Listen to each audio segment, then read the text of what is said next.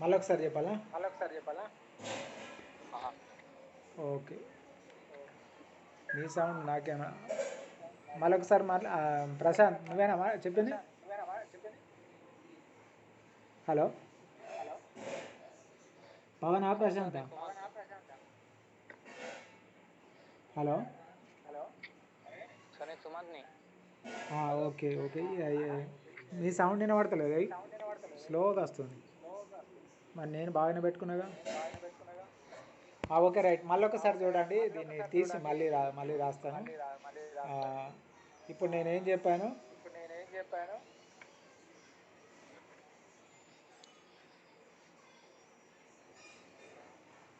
25 మంది విద్యార్థులు ఉన్నారు. 25 మెంబర్స్ విద్యార్థులు ఉన్నారు. వీళ్ళ యొక్క సగటు వయసు వచ్చేసి 15 సంవత్సరాలు అన్నారు. అంటే ఒక్కొక్కరి వయసు 15 సంవత్సరాలు అని అర్థం.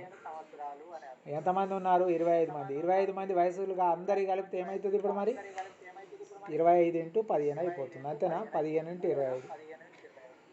ఓకే, 25 మంది యొక్క సగటు వయసు ఒక్కొక్కరికి 15 సంవత్సరాలు అయితే వాళ్ళ మొత్తం అందరి వయసులు కలిపినట్లయితే 15 × 25 అంటే ఎంత అవుతుంది? 375 సంవత్సరాలు అందరి వయసులు కలిపితే. ఇది అర్థమైందా? Okay right. ఇప్పుడు ఏం చేస్తున్నాము? టీచర్ను కలుపుతున్నాం ఇందులో. టీచర్ ఒక్కళ్ళు కలుపుతున్నాం ఇందులో, +1. అప్పుడు ఎంతమంది అవుతారు?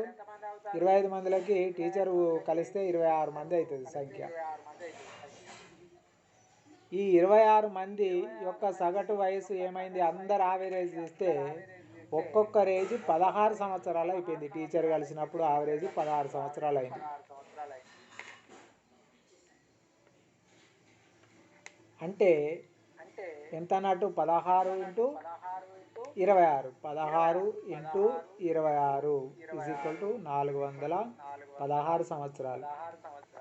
అంటే టీచర్ కలవక ముందేమో 375 సంవత్సరాలు ఉన్నది. టీచర్లు కలవడం వల్ల 416 సంవత్సరాలు అయింది వాళ్ళ ఏజ్ లెక్క కౌంట్.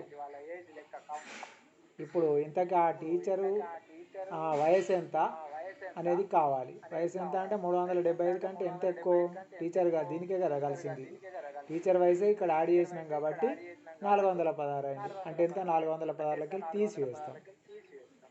-375 = 41 ఇయర్స్. ఇది టీచర్ యొక్క వయసు. Okay right. Next question. ఒక బ్యాట్స్మెన్ తన 13వ ఇన్నింగ్స్లో 73 పరుగులు చేస్తే అతని సగటు 2 పరుగులు పెరిగింది. అయితే 13వ ఇన్నింగ్స్కు ముందు ఆ బ్యాట్స్మెన్ సగటు ఎంత? ఇక్కడ ఇన్నింగ్స్ ఆడాడు? 13 ఇన్నింగ్స్ ఆడాడు. అంటే దానికంటే ముందు 12 ఇన్నింగ్స్ అయిపోయాయి మొత్తం. కానీ 13వ ఇన్నింగ్స్లో అంటే ఉదాహరణకి 12 ఇన్నింగ్స్లలో అతని యొక్క సగటు x అనుకున్నట్లయితే ఏమవుతుంది? అతను చేసినటువంటి మొత్తము పరుగులు 12 × x అవుతుంది, అంతే కదా?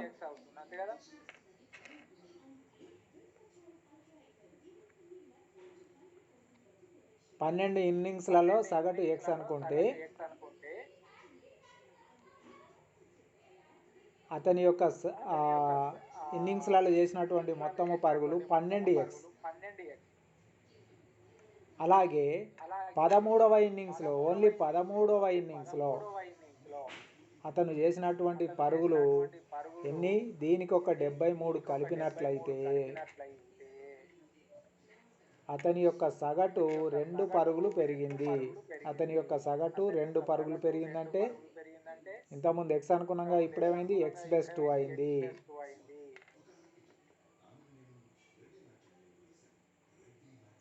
ఓకే, అర్థమైందా? 12 ఇన్నింగ్స్ వరకు ఎక్స్ అనుకున్నాము సగటు. ఇప్పుడు 73 పరుగులు కలవడం వల్ల XY ఏమైంది, దీనికి ఇంకొక 2 పరుగులు అదనంగా కలుస్తున్నాయి, x+2 అయింది. Okay right. ఇప్పుడు 13 into x+2 is equal to ఎంత, 12x + 73 అంతేనా. 13 into x+2 is equal to సగటు ఈజ్ ఈక్వల్ టు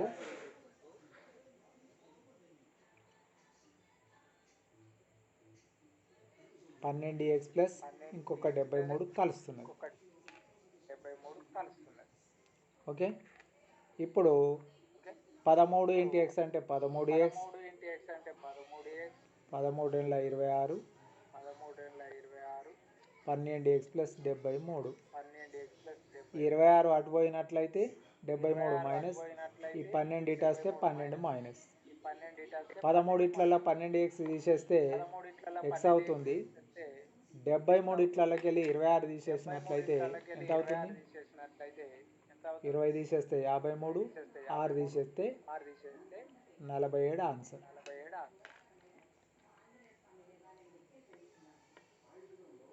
అర్థమైందా ఇది? మళ్ళీ ఎక్స్ప్లెయిన్ చేయాలా?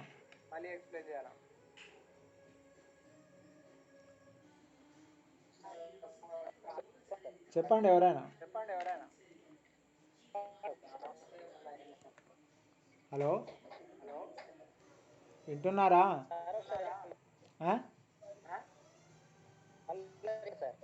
మళ్ళీ చెప్పనా?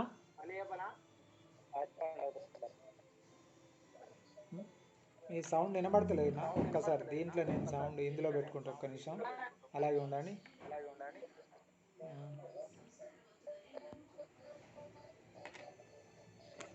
ఇప్పుడు చెప్పండి. హలో వినబడుతుందా? రైట్, ఇప్పుడు ఇందులో బాగా వస్తుంది.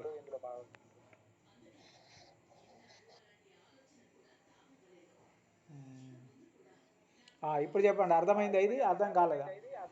మళ్ళీ చెప్పనా? Right, okay. నెక్స్ట్ క్వశ్చన్ రాయండి.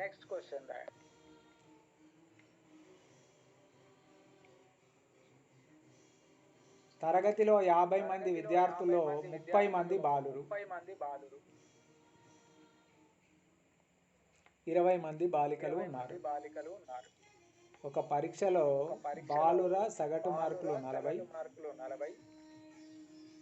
బాలికల సగటు మార్కులు 45. అయితే ఒక బాలుడు మార్కులు 60కి బదులు 30, ఒక బాలిక మార్కులు 50కి బదులు 70గా తప్పుగా తీసుకున్నారు. బాలుర బాలికల సరైన సగటును, తరగతి సగటును కనుగొనండి. ఇక్కడ లెక్క అర్థమైంది అనుకుంటా.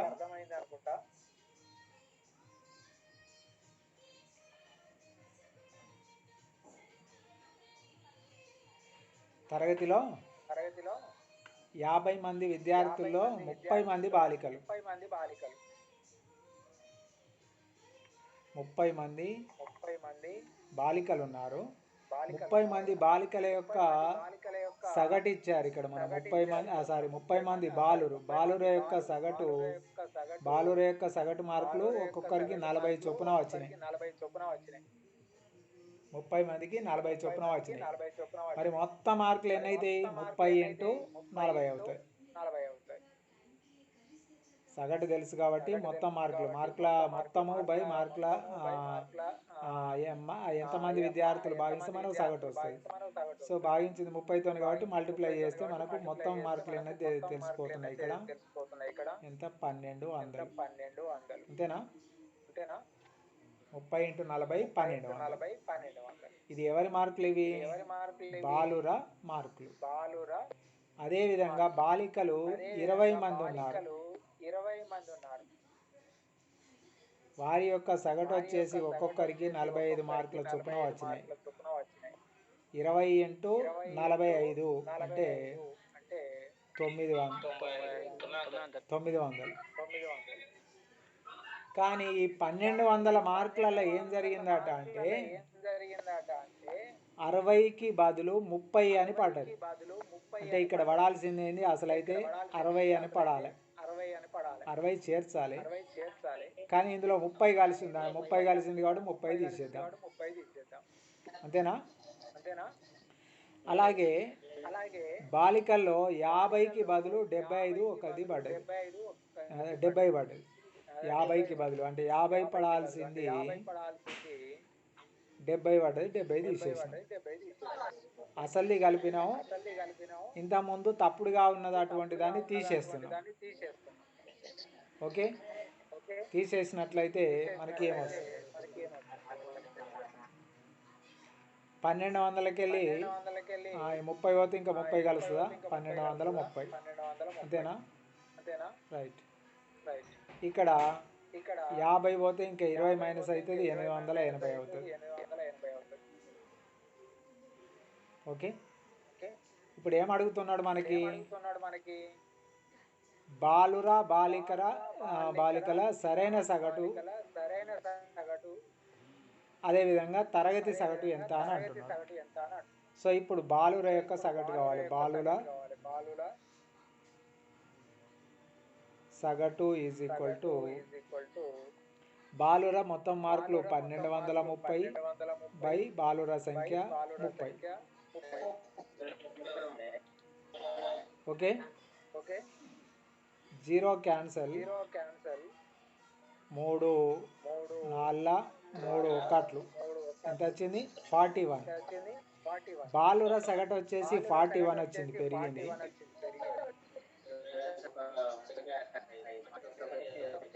బాలికల సగటు ఈజ్ ఈక్వల్ టు బాలికలు పొందిన మార్కులు 880 బై ఎంతమంది బాలికలు? 20 మంది. 0 క్యాన్సల్, ఈక్వల్ 44. ఓకే, ఎవరు మాట్లాడేది? ఎవరు? ప్రశాంత్ ఎవరో మాట్లాడుతున్నారు.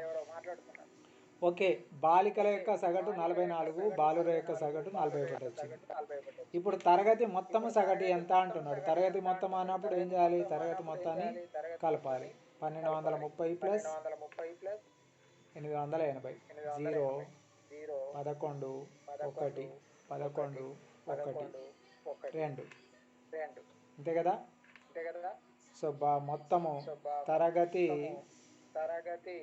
సగటు is equal to 2110 by 50. 0 cancel, 5 4 20, 5 2 10 point, 5 4 5 2 point 42.5. ఇది తరగతి యొక్క మొత్తం సగటు. ఓకే, ఓకే, టైం అయింది. మళ్ళీ కంటిన్యూ చేయాలా, ఆపేయాలా? హలో, ఉన్నారా అందరూ?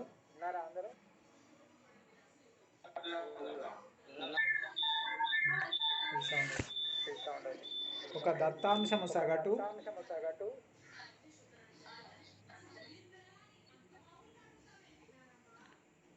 దత్తాంశం సగటు 50. ఆ దత్తాంశంలోని ప్రతి రాశిని 5తో భాగించి 3 తీసివేస్తే ఏర్పడే కొత్త దత్తాంశం యొక్క సగటు ఎంత?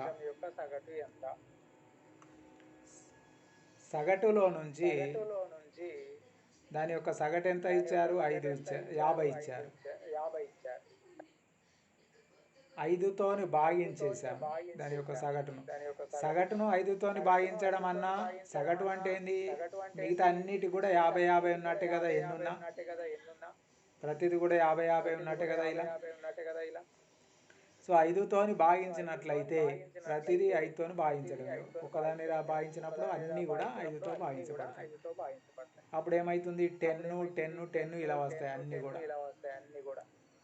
ఓకే, ఇలా 10 10 10 అని వస్తాయి. ఇప్పుడు దానిలోంచి ఎన్ని తీసివేయమంటున్నాడు? 3 తీసివేయమంటున్నాడు. -3 తీసేస్తే 7 7 7 7 7. ఇది కొత్త దత్తాంశం. ఓకే, వెరీ సింపుల్ లెక్క ఇది. ఒక దత్తాంశం యొక్క సగటు 50. ఆ దత్తాంశంలోని ప్రతి రాశిని 5తో భాగించి, సగటు అంటేనే ప్రతి ఒక్కరికి సమానంగా తీసుకునేది కాబట్టి 50 50 50 ఎంతమంది ఉంటే అంతమందికి 50. సో ఇప్పుడు ఏమన్నాడు? 5తో భాగించమంటున్నాడు ఒక్కొక్కరిని. అంటే 5తో భాగిస్తే మనకు 10 వస్తుంది. ఈ 10లకెళ్ళి ఏం తీసేయమన్నాడు? 3 తీసేయమన్నాడు. 3 తీసేస్తే మనకు వచ్చే అసలు విలువ ఎంత? 7 7 7 7 7. ఇది కొత్త దత్తాంశం యొక్క సగటు. ఇప్పుడు సగటు ఎంత మరి? అంటే ఎన్ని ఏళ్ళు ఉన్నాయో మళ్ళీ అదే సంఖ్యతో భాగిస్తే వచ్చేది ఏంటిది? మళ్ళీ 7 కాబట్టి ఆన్సర్ ఏంటిది? 7 ఇస్ ద సగటు. సమానం ఉన్నప్పుడు కామన్ కాబట్టి ఆన్సర్ 7. Okay, next question. అర్థమైందా ఇది?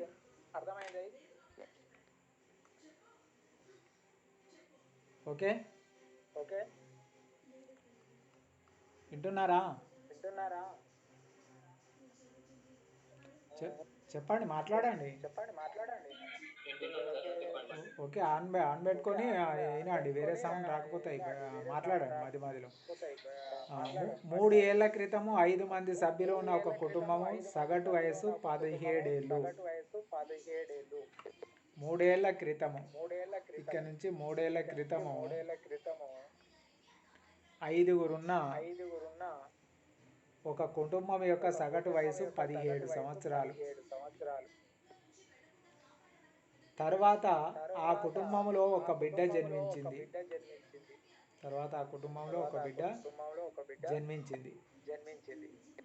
ప్రస్తుతం కూడా ఆ కుటుంబం యొక్క సగటు వయసు 17 ఏళ్ళు. 3 ఏళ్ల కిందనేమో 5గురు ఉన్నటువంటి కుటుంబంలో వాళ్ళందరి యొక్క సగటు వయసు 17 ఏళ్ళు అయితే, ప్రస్తుతము ఒక బిడ్డ జన్మించింది. ఆ బిడ్డ జన్మించిన తర్వాత వాళ్ళ యొక్క సగటు వయసు వచ్చేసి మళ్ళీ 17 ఏళ్ళు.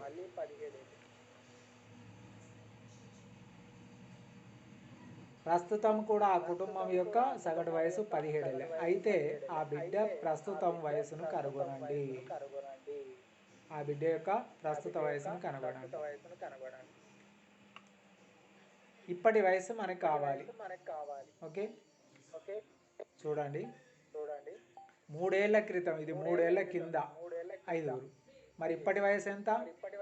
20 సంవత్సరాలు. అంతేనా? 3 ఏళ్ల కింద వాళ్ళ యొక్క వయసు 17 సంవత్సరాలు అయితే, ఇప్పుడు అందరి ఆ 5గురు వయసు 3 సంవత్సరాలు అందరిది పెరుగుతుంది. ఇప్పుడు ప్రెసెంట్ అంటే ఒక్కొక్కరి వయసు ఎంత అంటే 20 సంవత్సరాలు మారిపోయింది. వారి యొక్క సగటు వయసు 20 సంవత్సరాలు ప్రెసెంట్. సో 5గురు ఇప్పుడు ఒక్కొక్కరికి 20 సంవత్సరాలు కాబట్టి 5 20 100 వారి యొక్క సగటు వయసు. ఇప్పుడు 5గురిట్లో ఇంకొకరు వచ్చి చేరారు, ఒక పాప వచ్చి చేరడం వల్ల వారి యొక్క సగటు వయసు ఎంత ఉంది అంటే 17 సంవత్సరాలే ఉంది. ఇంతకీ ఆ పాప వయసు ఏందో మనకు తెలియదు. అంటే ఇప్పుడు అందరి వయసు ఎంత? 100 సంవత్సరాలు. అందరి వయసు 100 సంవత్సరాలు. పాప వయసు ఎంత తెలియదు, ఎక్స్ అనుకుందాం. ఇప్పుడు అందరి వయసు ఏమైంది? ఎంతమంది ఇప్పుడు? 5 + 1 అంటే పాపను చేర్చడం వల్ల 6గురి వయసు ఏమైంది అంటే 100 + x అయిపోయింది. 100 + x = ఎంత? 17. ఎందుకంటే వాటి యొక్క సగటు 17 వచ్చింది, మనకి 17 అని చెప్తున్నారు కాబట్టి. ఇప్పుడు 6 అటువైపు పోయినట్లయితే 100 + x = 60 6 × 42 102. 42 60 102 so 100 plus X is equal to 102 X is equal to 102 minus 100 is equal to 2 answer. అంటే పాప వయసు ఎంత 2 సంవత్సరాలు. ఓకే అర్థమైందా? ఒకసారి చెప్పండి అర్థమైందా కాలేదా? ఎనీవన్ అందరూ రైట్. ఆ బాక్స్లో పెట్టండి ఓకే అనుకుంటా అందరు ఓకే అని పెట్టండి. Next question.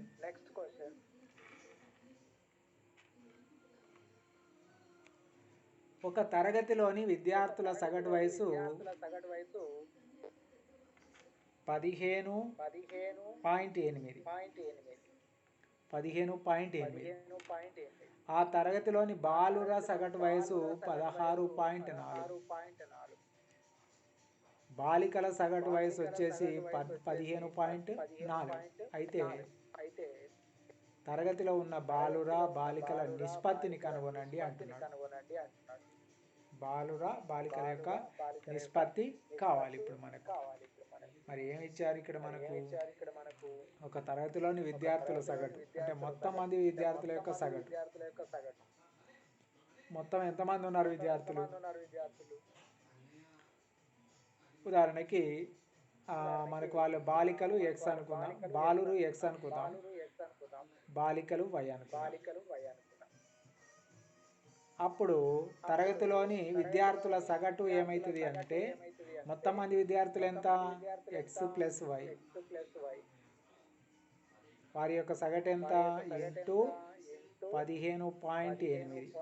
మొత్తం సగటుతో మల్టిప్లై చేసినట్లయితే వాళ్ళ యొక్క మొత్తము ఎన్ని ఏళ్ళు అనేది మనకు వస్తుంది. కాబట్టి ఎక్స్ ప్లస్ వై ఇంటూ 15.8.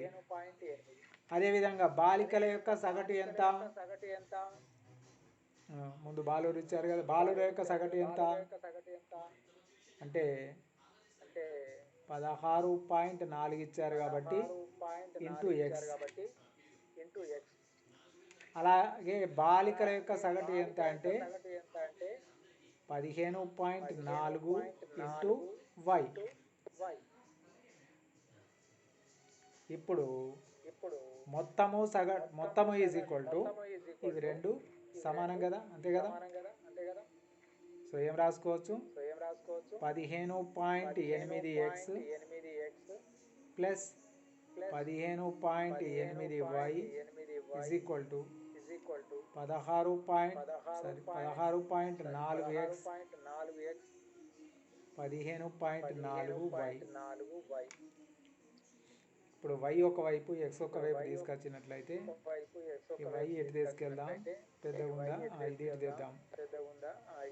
ఈ ఎక్స్ని ఇటువైపు పట్టుకుపోదాం. 15.8 minus 15.4 y is equal to 16.4 minus 15.8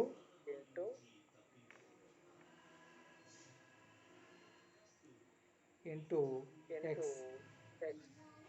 so తీసేస్తే 15.8లోకి వెళ్ళి 15.4 తీసేస్తే 0.4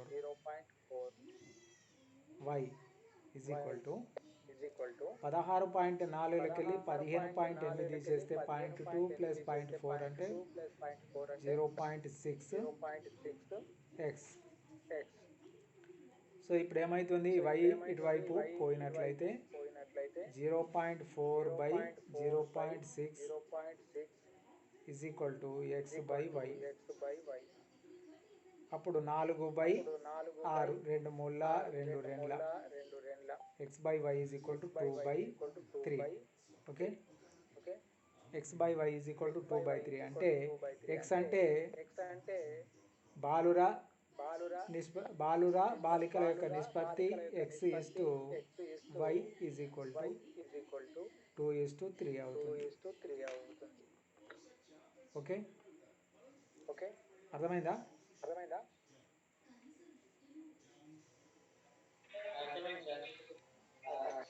ఓకే. నోట్ చేసుకోండి.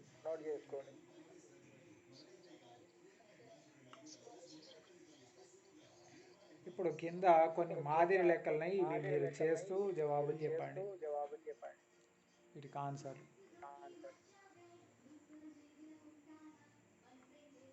ఓకే, సిరీస్ లెక్కలు వెరీ సింపుల్. 2, 3, 5, 8, 13, 21, 34 ఈ లెక్కలు రాసుకోండి. మీరు నాకు చేసి రేపు చెప్పండి, రేపు వీటిని నేను ఎక్స్ప్లెయిన్ చేస్తాను. 2, 3, 5, 8, 13, 21, 34.